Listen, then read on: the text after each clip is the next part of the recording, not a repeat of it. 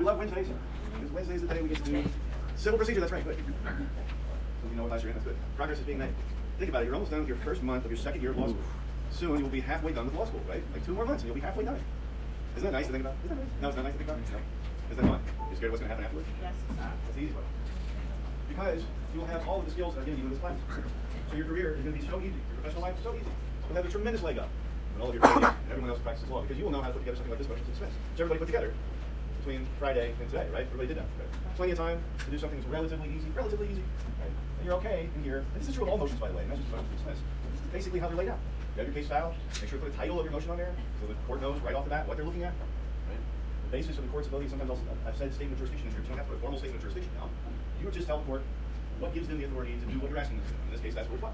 Right? Goes well, lets the court shortcut the litigation if they want to. Right? Give them some facts. Doesn't have to be much. Especially something like this, you're saying, all right, well, we're accepting all the plaintiff's facts as true, and even if we accept them all as true, defendant still wins. Some law. I saw a couple of early drafts on Friday that cite no cases and no authority and no nothing. Is that the kind of thing you want to get to a court? No. No. Are there occasions where you can get away with filing a motion that cites no authority whatsoever? Yes. In reality, maybe. Should you? No. Right? Give them some authority, especially on something that is a dispositive motion, right? Something that makes an actual difference in the case. Then you got your signature block, your certificate, okay? So to kick things off, let me see what you got, okay? Bring them to me one at a time. The rest of you can go about your business. And once you brought it to me, you can sign in for the day. And we'll make sure that we're on track with these things, yeah? Bring me what you read in your notes. And then we're done? Oh, hi. If you say no again, he might use it.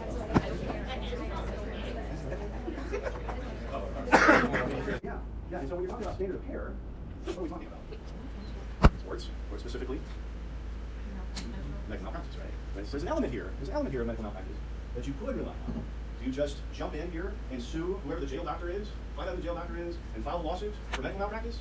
Do you get to do that? What complicates that? Why can't you do that? Immunity is one. Immunity is one big thing, right? This is still a state actor in some way, shape, or form. So you're still going to have some kind of immunity problem. You can't just jump in and sue state actors without jumping through a few more hoops ahead of time. And you can't just jump in and sue doctors without jumping through one very important hoop, which is what?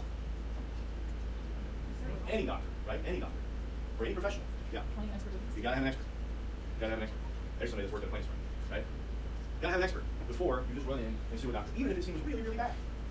And these kind of cases seem really, really bad. But again, how uncommon are they? Is it really professional malpractice? Does it really violate the standard of care? And is the doctor really responsible? How do you know any of that stuff? You don't, right? You don't. You have to have an expert opinion. Bonus round. Besides professional malpractice, what's the cause of action? Maybe we got professional malpractice. What do you have against the jail? Huh? Wait, I heard it. Cruel and unusual punishment, yeah, maybe something akin to that, right? Cruel and unusual punishment falls under what constitutional provision? The Eighth Amendment. The Eighth Amendment, right? The Eighth Amendment only applies to people who have been convicted of crime. And if you're in jail, maybe you haven't been convicted yet. Maybe you're just waiting to get convicted of something, right? And so it's not Eighth Amendment, it's 14th Amendment. But then here's the civil procedure question. Assuming we file the suit under the 14th Amendment, do you just go to the federal court and say, well, this is federal question jurisdiction because it arises under the United States Constitution. So I'm going to sue under the United States Constitution. Is that how you do it? You draft a complaint based upon the United States Constitution and say, I'm entitled to damages based on violations of the United States Constitution. Is that how you do it? Say it louder. Anything like a statute or a regulation that the jail should have been following.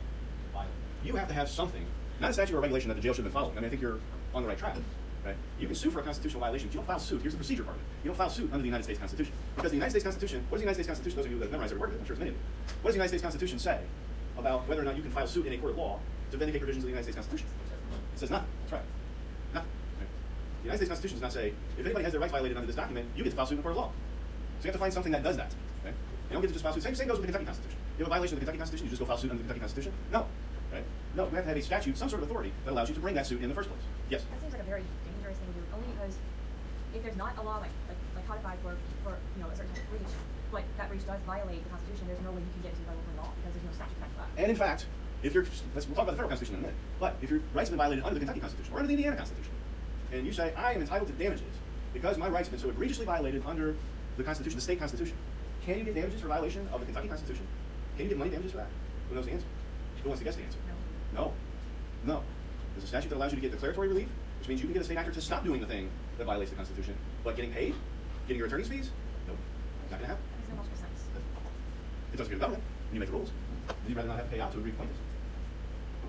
Under the federal Constitution, there's a thing called 42 U.S.C. 1983, when people talk about 1983 litigation, which you will hear every now and then.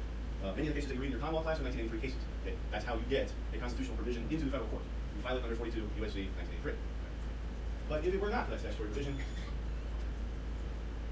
was written into law right after Reconstruction 150 years ago, right? If it were not for that statutory provision, which would never pass today, you'd have no recourse for violations of your federal constitutional rights and article frequency. Okay? Questions about that? You have to have a vehicle to get into the point. The procedural point is you have to have a vehicle of some kind to get into the court in the first place. Okay? You can't just file as a matter of federal common law.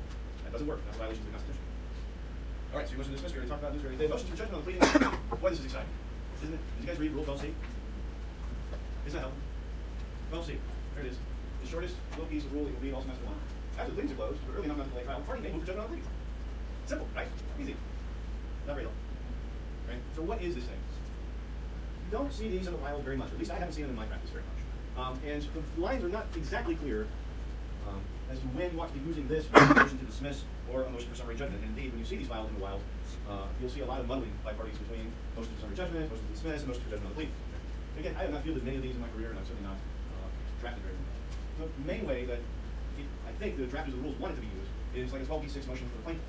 So if you, and we're jumping ahead here, just think about where we are in our imaginary case. The complaint has been filed and served, and there's a motion to dismiss that was filed, let's say, and the motion to dismiss, the defendant loses the motion to dismiss. And so the defendant now has to answer the complaint. The defendant answers the complaint, and then you as the defendant have made the egregious mistake of not putting any affirmative defenses into your answer or making some other critical mistake in your answer. Right? Admitting to everything that the plaintiff says in your answer, but still saying that they're not entitled to relief. Something dumb like that. We'll talk about that before we get to answers. There's a critical mistake in the answer, and as a result, the plaintiff looks at it and says, well, I think I'm entitled to judgment on the pleadings. I should just win. They admitted everything I said in the complaint, why not? And there's no affirmative defense like immunity or statute of limitations or whatever that shows up in the answer that would keep me from being entitled to relief, so you make a motion for judgment on the pleadings. Okay? Your introductory problem explains it. Let's look at this guy here. This is a plaintiff's motion for judgment on the pleadings and happens in the context of an action under the Freedom of Information Act. And I'll post these later. Basically what it says, this is just to give you an example of how this works. Basically what it says is that plaintiff filed a complaint saying we asked for these records under FOIA, and the defendant didn't give us the records under FOIA, and the defendant files an answer that says, yeah, we didn't give them the records under FOIA, and also left out affirmative defenses that say why they're entitled to not give them the records under FOIA. And so the plaintiff then says, well, we get to have a judgment. Okay? Why are we going to litigate this whole thing? Why go through discovery? Why do all this boring litigation stuff? Okay? Plaintiff's prima facie case, answer to the complaint concedes plaintiff's prima facie case, pleads no justification for their failure to respond within statutory time limits and offers no basis for withholding the records of the complaint concedes. Okay? If that's true, the defendant is screwed this up. Okay? So they're asking for a judgment on the pleadings. Another example is this one here. Defendants, and this is how these things get modeled out. Defendants motion for judgment on the pleadings and alternative motion for summary judgment, whatever, just get rid of the case. Okay? That's a lot of times the way you see these pop up. We're not sure what the procedural vehicle ought to be to get rid of this case, but here you go, motion for judgment on the pleadings. Okay? And there could be strategic reasons to do that. Like say, for example, some courts don't want you to file more than one motion for summary judgment if you're the defendant. Right? You get one bite at the apple for summary judgment. There's nothing that says that, by the way, in the civil rules. But in the local rules, they might say you only get one bite at the apple of summary judgment. So you better have a really good reason to file a motion for summary judgment, a second motion for summary judgment, or you're going to get sanctioned. Well, the motion for judgment on the pleadings then lets you do this, basically make a motion for summary judgment early, and then you can file your actual motion for summary judgment at the close of discovery. But generally speaking, you're talking about a statute of limitations issue. Could this be brought in a Rule 12b motion? Yes. 12c? Sure. Motion for summary judgment? Also yes. Okay. So the defendants have multiple opportunities baked into the rules to get rid of these cases. See how it works? Easy, right? Can you do it? Here's the scenario for today.